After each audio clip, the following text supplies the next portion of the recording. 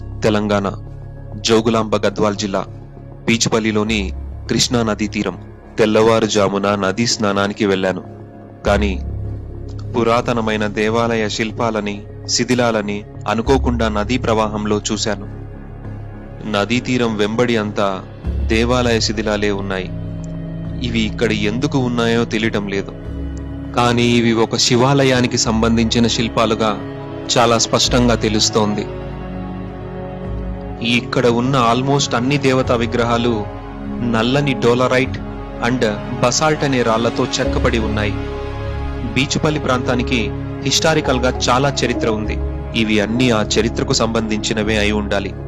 నదిలో, నది బయట ఎటువైపు చూసినా శివలింగాల పానమట్టాలు, నంది విగ్రహాలే కనిపిస్తున్నాయి. ఇక్కడ ఉన్న నంది విగ్రహాలను గమనించినప్పుడు ఇవి కాకతీయుల కాలానికి సంబంధించిన విగ్రహాలుగా అనిపించాయి నాకు.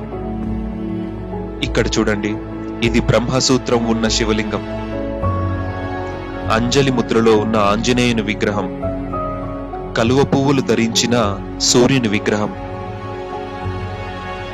ఈ వీడియో చూస్తున్న ప్రతి ఒక్కరిని రిక్వెస్ట్ చేస్తున్నాను, ఆర్కియాలజికల్ సర్వే ఆఫ్ ఇండియాకి ఈ వీడియో చేరే వరకు దయచేసి షేర్ చేయండి. మీ జియో ఎక్స్ప్లోరర్ నవీన్ గుట్టూరు.